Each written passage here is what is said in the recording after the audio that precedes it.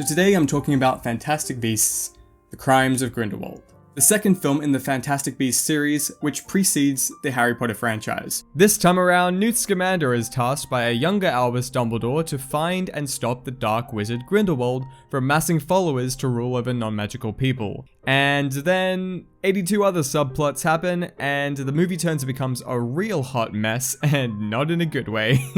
For the record though, I do like all 8 of the Harry Potter films. I was a little lukewarm on Fantastic Beasts and Where to Find Them, but I was optimistic going into the sequel to see how they would improve from the first film and where they would take the story. But sadly, I gotta say, the Crimes of Grindelwald is kind of confusing, overly complicated, boring, and just not up to par with the rest of the movies in the series.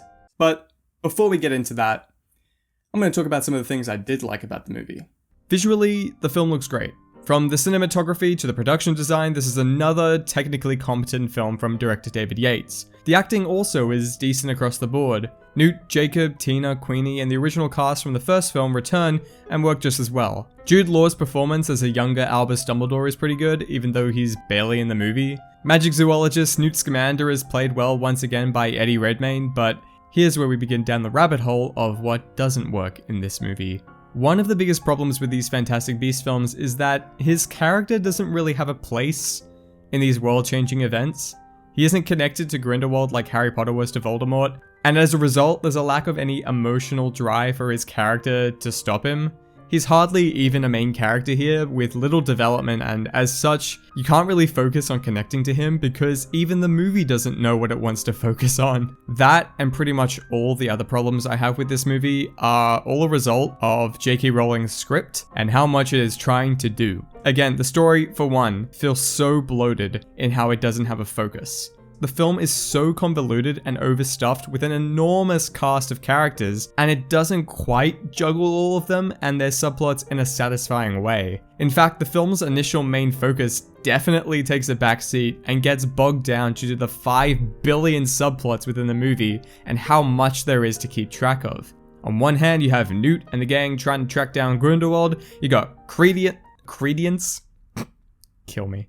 You got Credence from the first film trying to find out more about himself and who he really is. There's an underdeveloped romance subplot with Newt and Zoe Kravitz's Lita Lestrange that doesn't have the emotional payoff it should have. You got Grindelwald running around the place and manipulating people. Jacob and Queenie are having relationship problems, and also there's some Fantastic Beasts that pop up now and again. It's with the inclusion of characters here like Nagini that tie into the Harry Potter films, but don't add to this film at all besides supplying the obvious nostalgia for hardcore fans, that you have to wonder, why are they even here? It quite literally feels like the film is suffocating in how much is going on and how much of it feels uninteresting and not emotionally focused or developed enough to make me care about what is happening. For the first half of the film, I found the plot mildly entertaining to inoffensively boring. But in the second half, and especially in the third and final act, it became increasingly hard to follow and convoluted,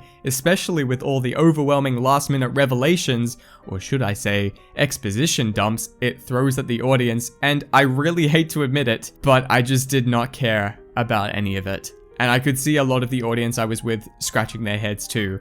In fact, a prolonging feeling I had watching this movie was, why should I care?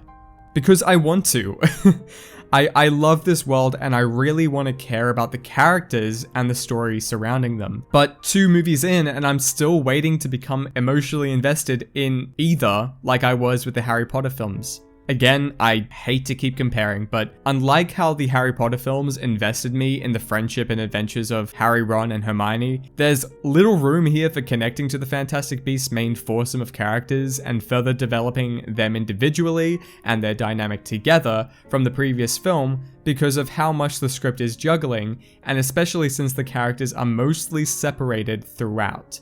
Let's talk about Johnny Depp as Gringle Pringle for a second. As an antagonist, I'm still waiting for him to appear as the threat everyone else sees him as. His performance is weirdly the least exaggerated I've seen Johnny Depp in a while, but he just comes across as such a bland, generic villain, and he isn't given too much to work with or do here, unfortunately. He doesn't feel at all menacing, and you're sort of left wondering why you should take him and his barely mentioned crimes seriously. Other than that, the visual effects are noticeably cartoony and fake looking. I'm not sure if that's what they're going for. And the sound design for the spells felt very weak for some reason. At least in my theater, they didn't feel like they had the impact that they've had in past films. Look, I'm sure if you're a hardcore Harry Potter fan and you're a fan of this series, or you liked Fantastic Beasts and Where to Find Them, you'll probably find something to like here. But for me, I feel as though the material everyone was working from could have used more work in creating a more cohesive and well-paced story. The film should have focused on further developing the main characters and investing us in their relationships with one another, as well as their motivations and emotional drive towards the antagonist, but unfortunately, the film doesn't have any real time to focus itself and do that due to the excessive number of subplots it's bouncing between. I will admit the ending of the film does leave the potential future of the franchise in a really interesting place going forward, but ultimately, it feels like the entire film is just a boring, unfocused way of getting all the characters from point A to point B, just to set up the next 3 movies in the franchise. And that is a crime in itself. I'm cutting that out. I'm giving Fantastic Beasts: The Crimes of Grindelwald a 2 out of 5. Thank you guys so much for watching. I've been away for a while. It's been weird, but now I'm back. Be sure to do the whole shebang and like this video and consider following me on Twitter, Facebook, Instagram, that sort of shit. Yeah, I need a better outro. Again. Okay, how about this? Until the next time, guys, I'm Kyle Silverwing, and movies are good. Movies are okay. They're alright. They're mostly good.